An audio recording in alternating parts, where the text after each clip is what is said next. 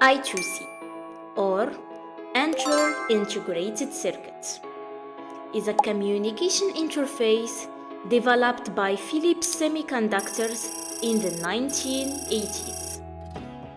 It is used to connect low-speed devices such as sensors and microcontrollers with each other, or with higher-level devices such as controllers, memory chips, or other integrated circuits. To better understand why I2C is so widely used, let's look at its key features. Serial communication. Data is transmitted bit by bit over a single data line. Two-wire interface. One line for data, SDA, and one for clock, SCL. Half-duplex communication. Data can flow in both directions, but not at the same time. Multi-master and multi-slave support. Several devices can share the same bus. Address-based communication. Each device on the bus has a unique address. Synchronous communication.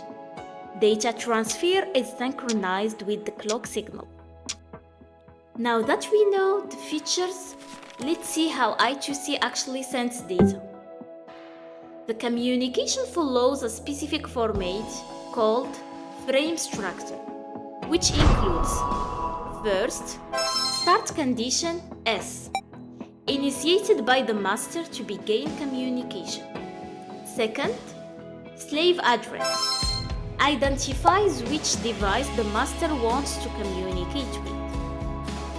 Third, read-write bit, determines the direction of data transfer.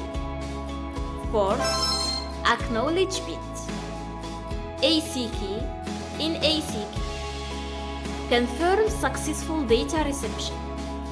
Fifth, data bytes, actual data being transmitted between master and slave. Sixth, stop condition P, indicates the end of communication.